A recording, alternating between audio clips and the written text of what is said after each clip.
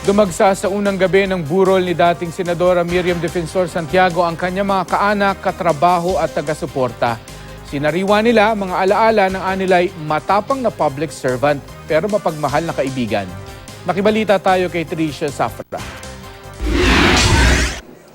Bago pa man dumating ang labi ni dating Senadora Miriam Defensor Santiago sa The Cathedral Grottos ng Immaculate Conception Cathedral sa Quezon City, marami ng taga-suporta ang pumila para makisimpatya sa pamilya ng pumanaw nilang idolo. Pasado alas 8 kagabi nang dumating ang labi ng yumaong senadora.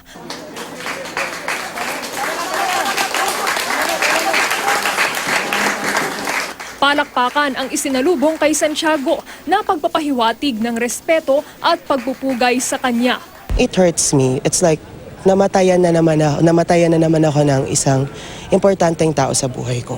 Hindi kailanman mapapantayan ng kahit anong pera o yaman man sa mundo yung naging iambag niya para sa bansa at para sa aming mga kabataan.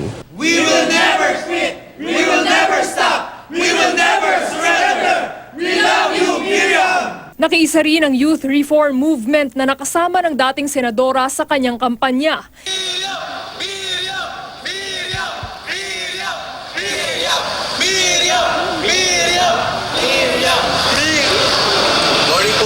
She's completely different na sabihin natin na mabait, na kakaiba.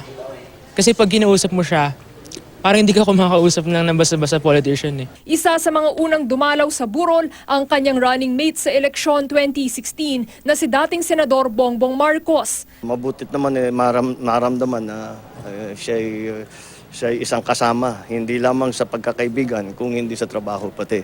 At napakalaking karangalan ng kanyang ibinigay sa akin na pagpili niya sa akin na maging Vice President niya sa nakaraang kampanya at halalan.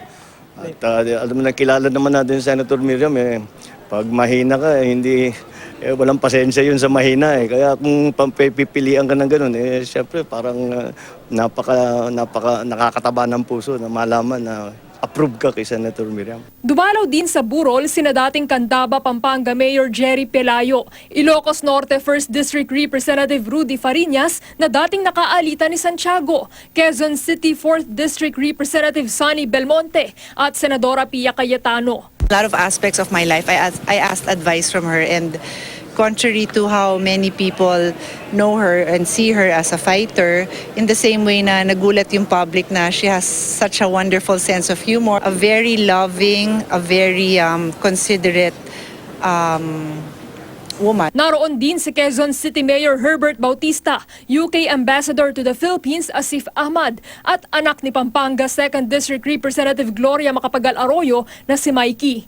Inalala rin ng kanyang malalapit na kaibigan ang matatamis na karanasan nila kasama ang senadora. Para kay Attorney Risa Ofilada na 2 dekada ng kaibigan ng dating senadora at dating Chief of Staff ng senadora, si Santiago ang naghikayat sa kanya na mag-aral magmaneho. Dagdag pa ni Attorney Ofilada, simpleng buro lang daw ang gusto ng yumaong senadora. Mom wanted it very simple.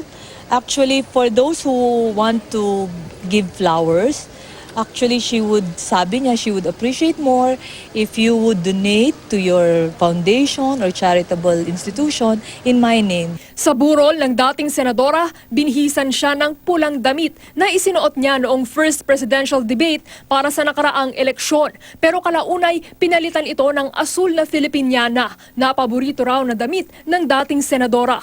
Alas 7 mamayang gabi at alas 8 ng umaga bukas ay magkakaroon ng misa para kay Santiago. Sa October 2, nakatakdang ilibing ang dating senadora sa Loyola Memorial Park sa Marikina kung saan nakalibing din ang kanyang bunsong anak. Tricia Safra, GMA News.